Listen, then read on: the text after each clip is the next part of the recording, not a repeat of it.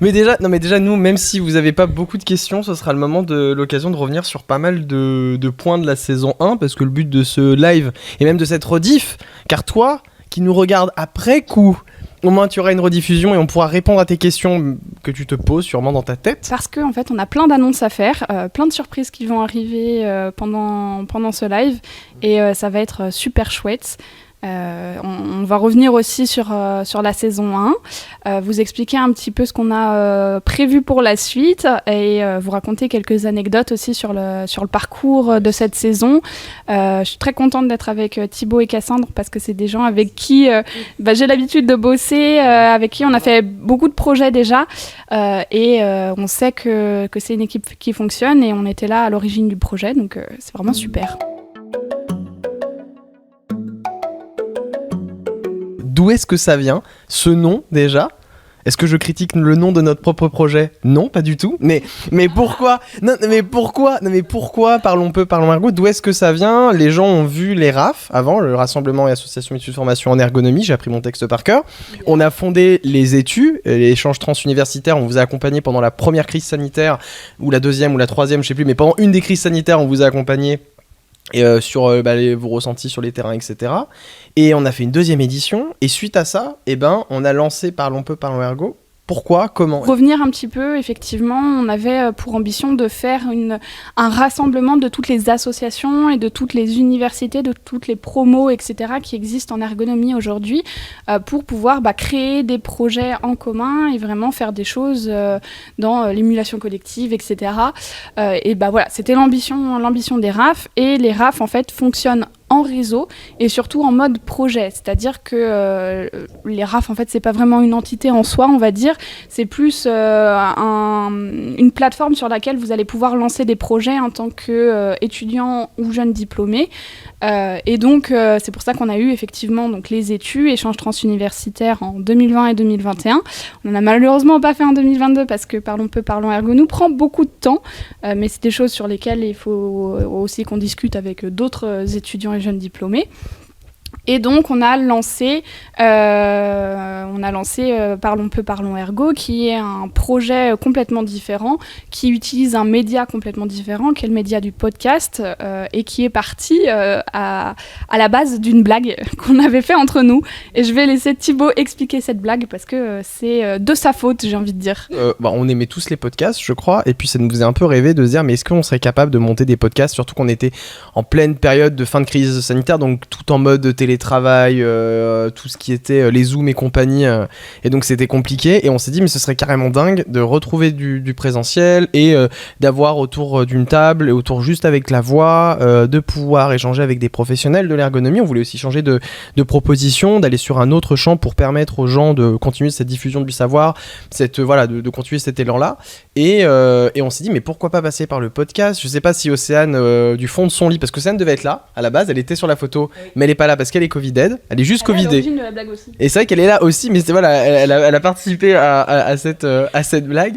Mais en tout cas, voilà, c'est comme ça qu'on est arrivé à faire quand même des podcasts, ce qui est assez fou. On remercie encore d'ailleurs la Self d'avoir cru en notre projet, et ça nous semblait d'ailleurs cohérent que ce soit la Self qui sponsorise la première saison, un lancement que ce soit la communauté scientifique en fait qui sponsorise ce genre de projet. Encore merci à eux, je sais pas s'ils sont présents sur le live, mais en tout cas on vous fait des bisous, merci encore, merci pour votre patience, merci pour votre écoute et votre bienveillance. Donc voilà, merci de nous avoir accompagnés sur cette première saison.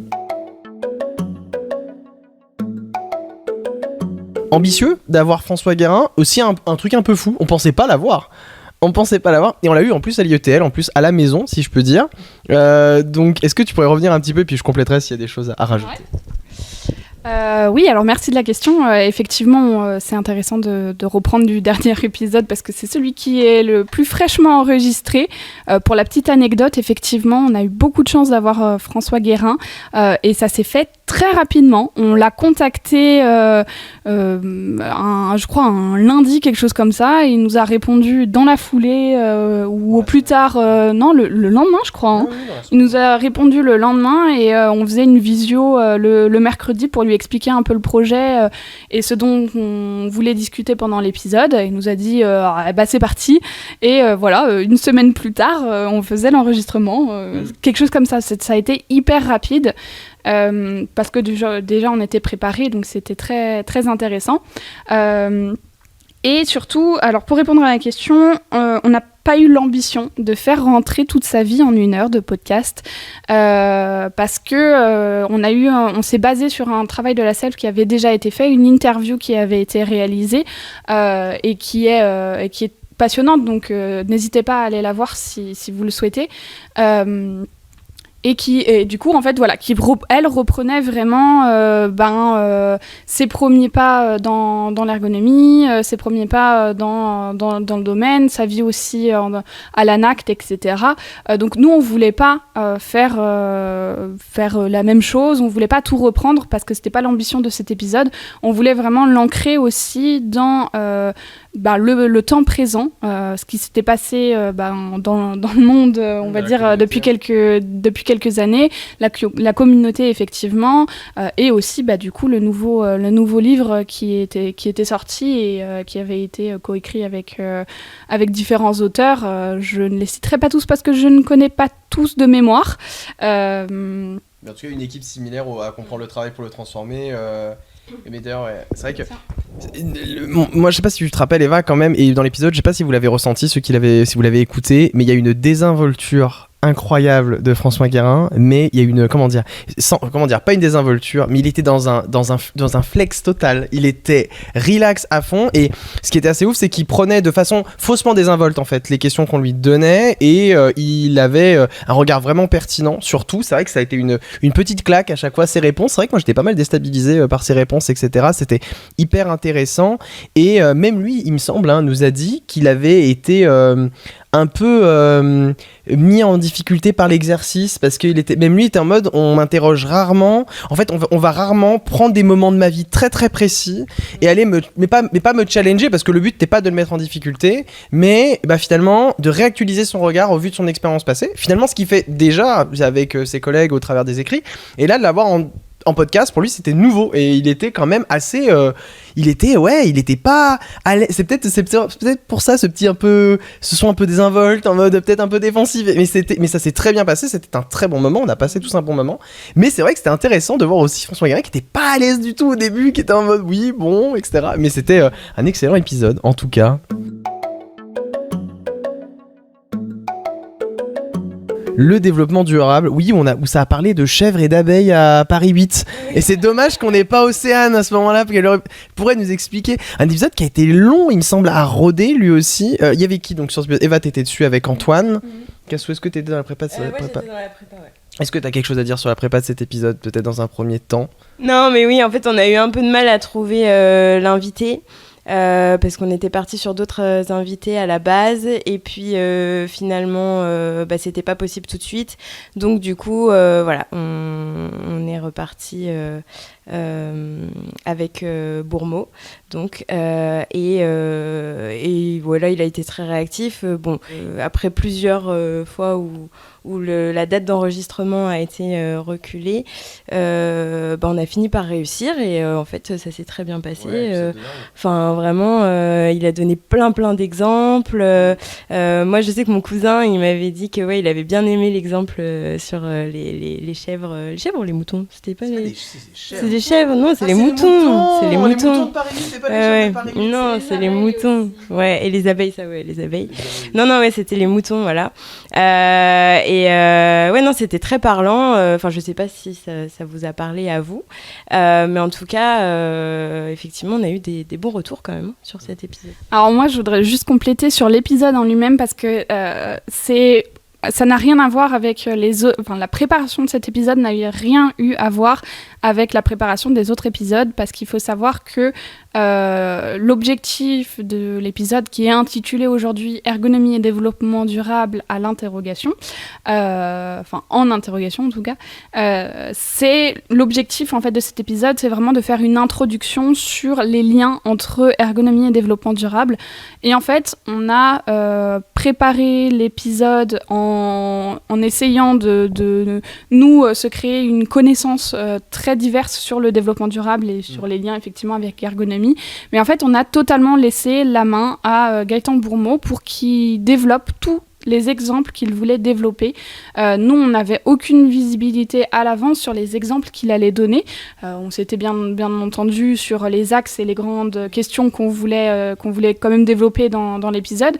Mais il a eu quartier libre et ça donne super bien, ça rend super bien. C'est hyper concret. Moi, j'ai trouvé ça très intéressant avec le côté d'approche, enfin l'angle d'approche Paris 8 qui est aussi hyper intéressant et bref, merci Gaëtan Bourmeau pour ce moment et pour cet épisode. C'était pas forcément facile effectivement au début, c'était pas donné, mais on y est arrivé et je trouve que l'épisode rend vraiment bien. La conception des horaires atypiques avec Marlène Chérousse qui nous parlait de sa thèse. Thibaut, t'étais dans l'équipe, ouais. Tu peux nous en parler un peu ? Oui, et déjà un gros big up à Eladj et à Kevin pour avoir animé cet épisode. Je sais pas si vous nous voyez les gars, mais en tout cas des bisous à vous. Il y a toute l'équipe de rédaction sur cet épisode aussi.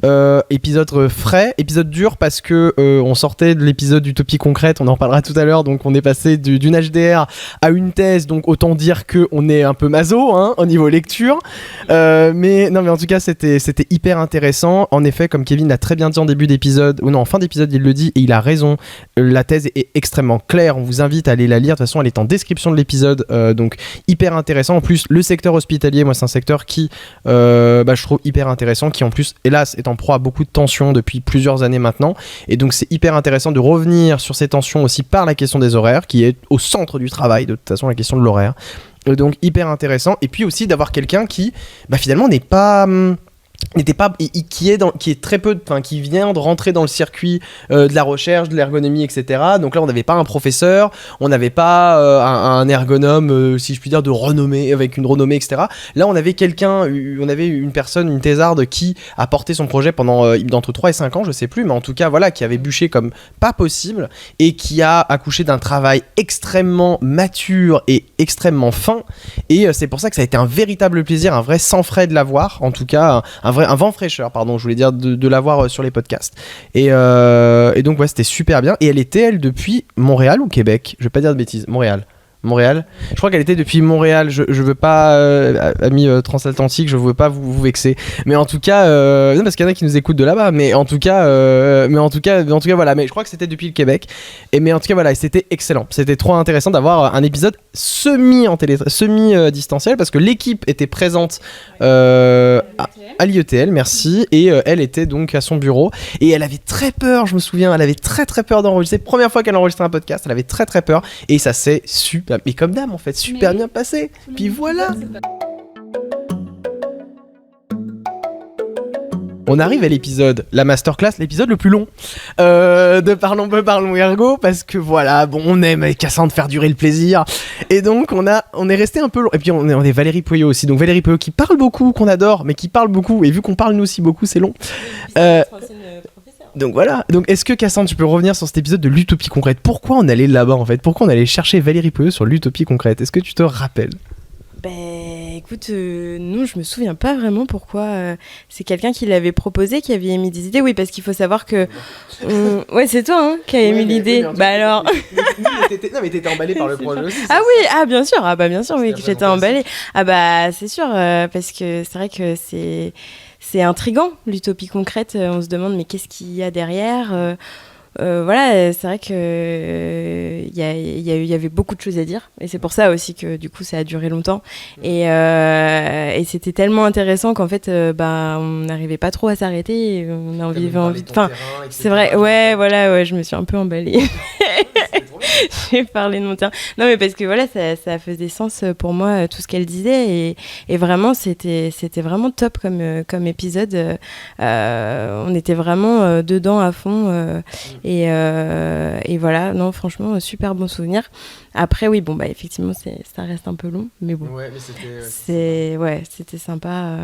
Et je sais pas, du coup, c'était pourquoi alors que tu voulais l'utopie concrète. Mais pourquoi l'utopie concrète ? Parce que, comme tu l'as très bien dit, parce que c'est vrai que quand entend utopie. En fait, en ergonomie, on entend utopie. Qu'est-ce qui se passe ? Est-ce qu'on est sur un dessin animé ? On est sur du Foucault ? Où est-ce qu'on va ?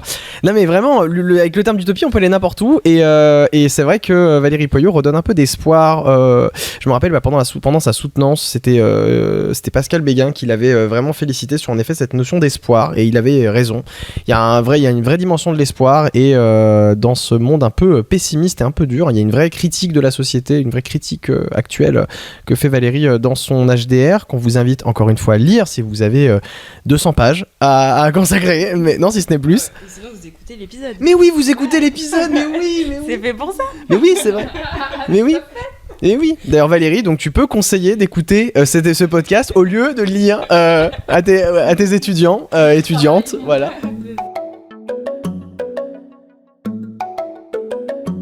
Table ronde des métiers de l'ergonomie, mais Cassandre aussi y a participé.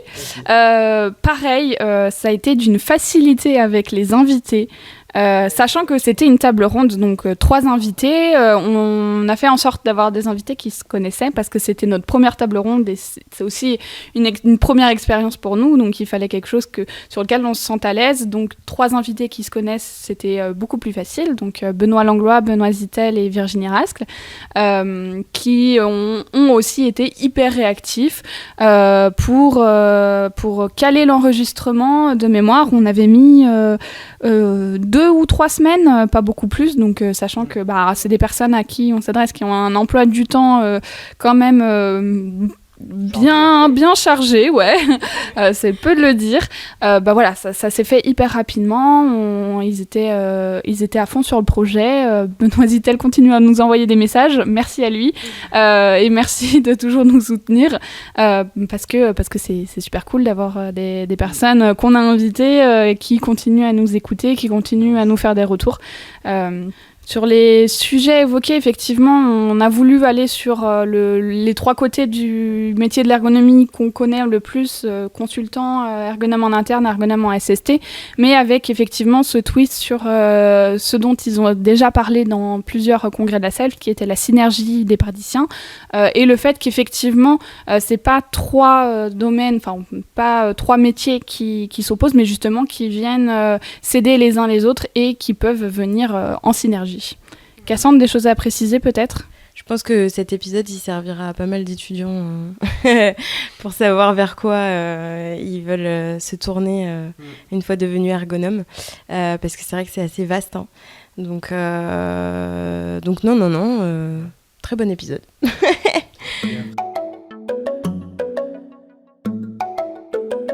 Mais télétravail, je crois que j'ai bossé dessus. Un big up il y avait Paul, c'est Paul et Théo qui étaient sur cet épisode et c'était d'une fluidité incroyable. Je me souviens, une qualité d'écoute incroyable avec attends, avec Martin Chadouin, tu vois, j'ai failli me tromper. Vous comprendrez pourquoi. Mais j'ai failli me tromper. Mais avec Martin Chadouin, incroyable aussi. Et c'était, le télétravail, on en a fait un peu n'importe quoi, si je puis dire, vu qu'on a mis à tout va. Et ça fait du bien de prendre un peu de recul. Un épisode qui a eu un excellent engouement aussi au niveau des. On parle très peu des stats, mais excellent engouement autour. Et on comprend, c'était la période aussi. Hein, mais en tout cas, ouais, ça nous a fait du bien de pouvoir parler de ça. Ouais, dommage. Après, Paul, si tu es dans le chat ou même Théo, n'hésite pas à rajouter un moment d'anecdote. Tu peux, le chat sera content de le lire et puis on pourra nous aussi revenir avec toi dessus, enfin avec vous dessus. Mais donc voilà, pas grand chose à dire à part que c'était très cool. C'est pas une anecdote en soi sur l'épisode, mais plus sur nos présentateurs.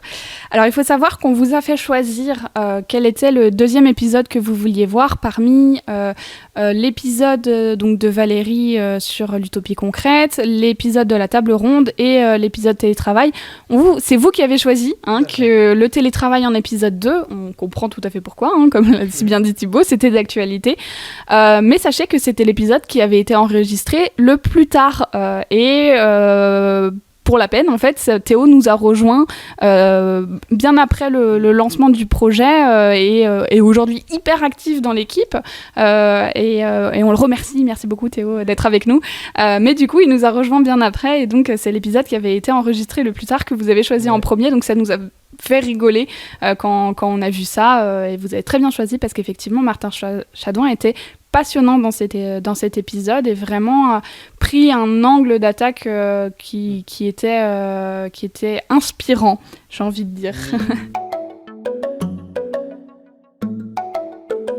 Donc on en était là, parlons un peu de l'épisode avec non pas 2 jours mais Patricio Nussol, parce qu'à la base on voulait avoir 2 jours et Monsieur Dejour était un peu occupé et donc il nous a conseillé son doctorant Patricio Nussol, qui avait déjà fait énormément de communication et méga intéressant sur des thèmes en plus, sur notamment les plateformes d'appel qui nous avaient bien marqué, je me rappelle, ou aussi les personnes qui travaillaient dans le secteur hospitalier, je sais plus exactement, mais c'est dans les maisons de soins, mais là j'ai plus le terme, mais en tout cas c'était méga intéressant, et un épisode en effet est méga long parce que on maîtrisait rien du tout en termes de tempo, mais c'était trop bien, c'était le début quoi. C'était surtout notre premier aussi, à tous les deux, on n'avait jamais fait de podcast, animé de podcast auparavant, donc voilà, c'est vrai que... Mais c'était une bonne expérience, franchement. Et Patricio Nussol, il a quand même super bien expliqué et il était très clair et voilà, trop cool.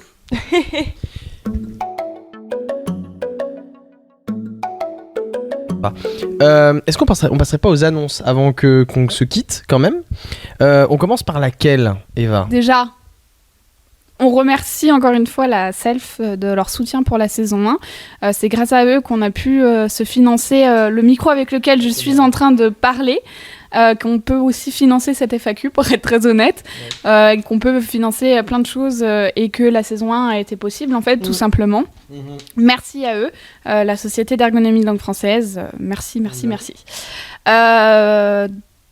Deuxième chose, merci à vous d'être présents et de votre engouement, parce que c'est grâce à vous qu'on a le plaisir de vous annoncer qu'on se lance sur une saison 2. Mais non Mais non C'est une très bonne nouvelle pour nous, parce qu'on est très, très contents d'avoir vu autant de retours positifs sur la saison 1, autant d'écoutes, parce qu'effectivement, on ne parle pas souvent des statistiques, mais on a eu de très bonnes statistiques et c'est très encourageant pour la suite et du coup saison 2.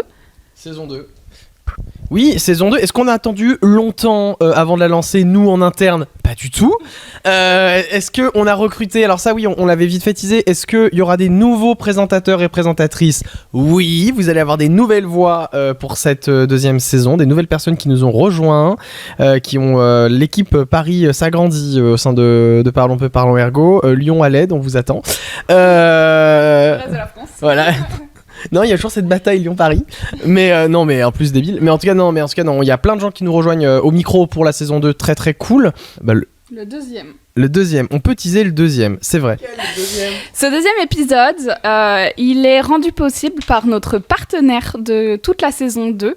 Parce que on va être partenaire de Préventica. Effectivement, donc on est partenaire de Préventica sur cette saison 2. Ils nous sponsorisent sur un épisode, qui sera donc l'épisode 2. Et du coup, on en profite pour vous annoncer qu'on aura un stand à Préventica Lyon. Et donc, on enregistre notre épisode. Et les gens peuvent venir assister à l'enregistrement de cet épisode, qui sera le 27 septembre à 16h à Lyon. Donc, on vous donnera toutes les informations utiles en temps voulu sur notre compte LinkedIn. On fera aussi sûrement une annonce sur Ergolist, parce qu'on a des personnes qui nous suivent sur Ergolist mais qui ne sont pas encore abonnées sur LinkedIn. On voit. Tout à fait. On voit aussi les personnes qui ne sont pas abonnées à notre chaîne YouTube et qui pourtant regardent nos vidéos. On vous voit, vous êtes plus de la moitié, 75%. Donc n'hésitez pas à vous abonner, parce que c'est un soutien totalement gratuit. D'ailleurs, on y reviendra juste après. N'êtes pas Thibaut, moi aussi j'aime bien teaser.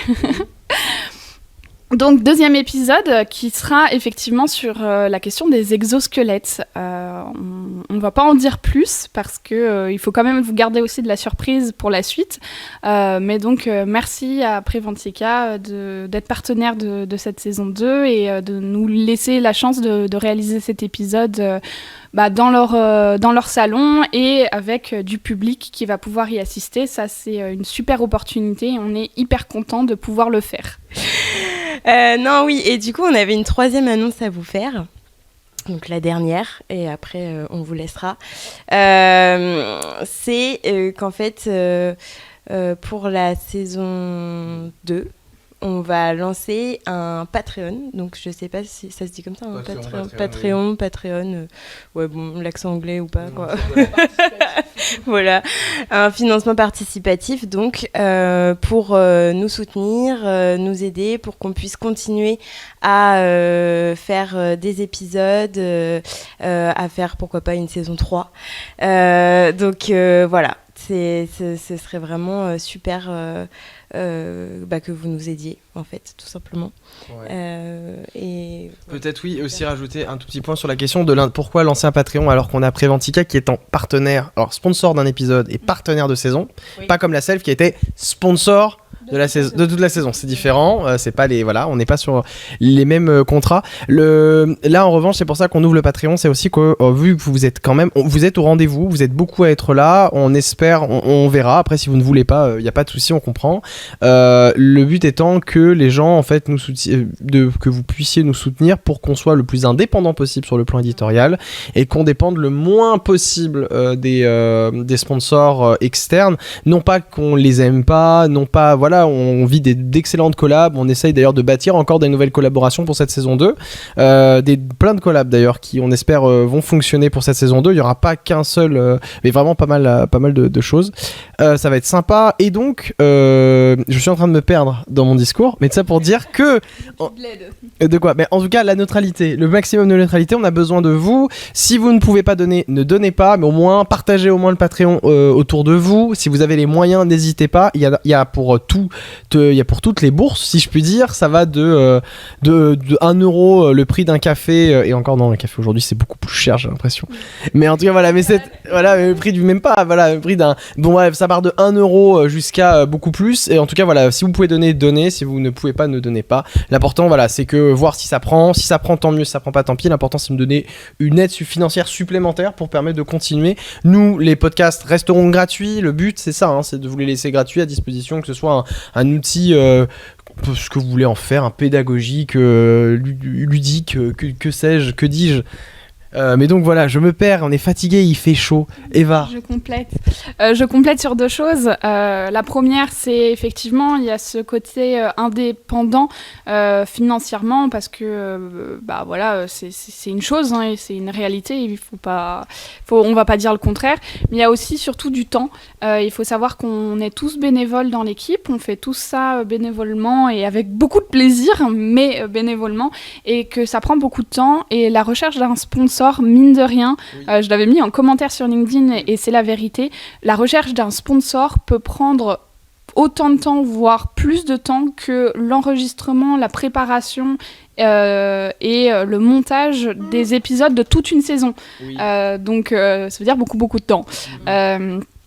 Pour ceux qui connaissent un petit peu comment ça se passe, un podcast, je pense que vous pouvez vous rendre compte du temps que ça demande. Donc c'est beaucoup d'énergie aussi, la recherche de sponsors. Donc si on n'a plus à rechercher de sponsors, c'est une énergie qu'on peut mettre à côté pour développer et améliorer encore plus les épisodes. Et la deuxième chose, effectivement, vous n'êtes pas obligé de participer au Patreon. Pour nous soutenir, il y a plein d'autres manières de faire, et en particulier partager autour de vous, que ce soit discuter des épisodes avec des proches, vos connaissances, vos amis, etc. N'hésitez pas à le faire, mais aussi partager sur les réseaux sociaux, ça nous aide énormément et ça nous donne de la visibilité.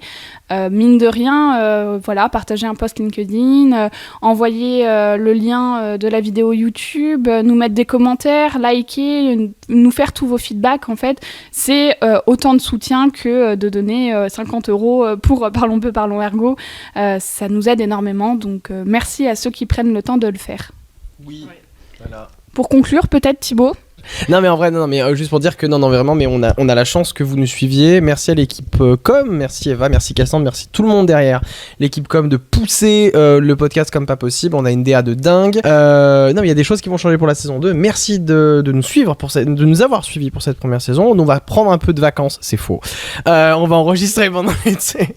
Donc non mais vraiment, on va essayer de prendre des vacances, vraiment. C'est pour ça que le mois d'août vous n'avez pas d'épisode. On va prendre des vacances, on revient à la rentrée. La saison 2 est on tracks. 10 épisodes les amis aussi, on est plus sur 7, on passe sur 10, on est des grands maintenant, il y aura plus d'épisodes, Voilà, quoi d'autre? Merci à vous deux d'être venus et d'être montés sur Paris pour crever de chaud avec moi. On est dans la sueur, ça pue actuellement dans cette salle, je vous le dis. Vous n'avez pas l'odeur, mais voilà. Actuellement 28,5 degrés. Elles sont montées, voilà. Non mais voilà. Non, en tout cas, merci les filles d'être là. Merci à l'équipe de Parlons Peu, Parlons Ergo. Vous êtes tous. Vous citer serait trop long. C'est pour dire à quel point on a une grosse team maintenant. C'est vous citer serait trop long. Vous êtes beaucoup et même les nouveaux maintenant qui est arrivé. Voilà, on est pas trop mal. Merci à toi Thibaut de nous avoir accueillis. Mais de rien. Dans ta demeure. De rien. Et merci encore aux invités, encore une fois, merci à tout le monde d'avoir accepté les invitations et d'avoir joué le jeu. Merci encore. Mais tout ça pour dire que c'est la fin de cette FAQ, de ces premiers lives. Un dernier truc à rajouter, Cassou, peut-être? Bah non, merci à tous de nous avoir suivis. Et puis à très bientôt. Plus qu'à très bientôt, rendez-vous en septembre. On vous attend pour la saison 2. À bientôt. Et là, t'as ce moment un peu nul où tu vois, là, ça part pas là. Putain,